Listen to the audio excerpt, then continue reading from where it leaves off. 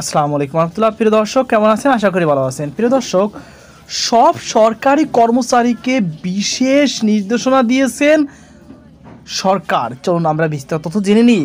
সব সরকারি কর্মচারীদের সম্পদ বিবরণ দাখিল করতে নির্দেশ দিয়েছে সরকার। আজ রোববার জনপ্রশাসন মন্ত্রণালয়ের জ্যেষ্ঠ সচিব মোহাম্মদ মোখলেসুর রহমান স্বাক্ষরিত এক বার্তায় এই নির্দেশনা দেওয়া হয়। নাম প্রকাশে অনিচ্ছুক জনপ্রশাসন মন্ত্রণালয়ের একজন কর্মকর্তা বলেন, সব সরকারি কর্মচারীকে সম্পদ বিবরণ দাখিল করতে হবে।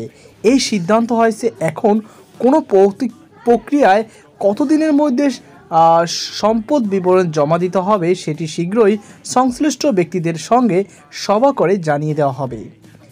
বিদ্যমান আইন অনুযায়ী প্রত্যেক সরকারি কর্মচারীকে চাকরিতে প্রবেশের সময় স্থাবর বা অস্থাবর ঘোষণা দিতে হয়।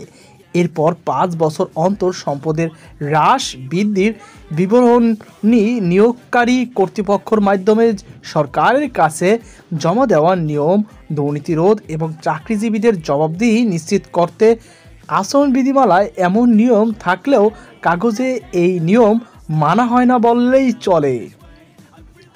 এর আগে জনপ্রশাসন মন্ত্রণালয় এই বিষয়ে একাধিকবার চিঠি দিলেও অগ্রগতি হয়নি।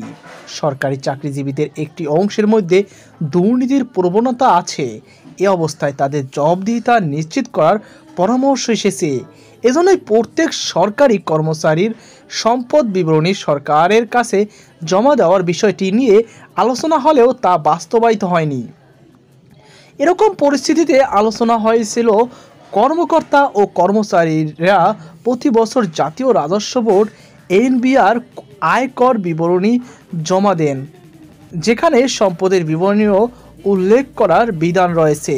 তাই আলাদা করে 5 বছর পর পর সম্পদের বিবরণী জমা দেওয়ার চেয়ে সেটির একটি অনুলিপি বা আলাদা ফর্মে জমা দিলেই হবে কিনা সেই আলোচনাও হয়েছিল।